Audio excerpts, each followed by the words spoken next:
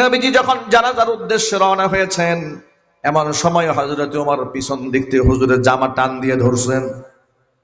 জামা টেনে বলছেন, ইয়া রাসূলুল্লাহ, কার জানাজা পড়তে আপনি যাচ্ছেন? কদ নাহাকা রব্বুকা আন তুসাল্লি আলাইহি, আপনার রব তো তার জন্য দোয়া করতে, এমন মুনাফিকের জন্য নামাজ পড়তে আপনাকে নিষেধ করেছেন, বারণ করেছেন।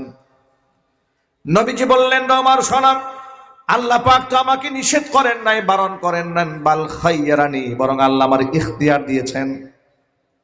আল্লাহ পাক সূরা তাওবার মধ্যে মুনাফিকদের ব্যাপারে বলেছেন, ইস্তাগফির লাহুম আও লা তাস্তাগফির লাহুম ইন তাস্তাগফির লাহুম ৭০ মাররাতান ফালাই ইয়াগফিরাল্লাহু লাহুম ওয়াল্লাহু লা ইয়াহদিল কওমাল ফাসিকিন।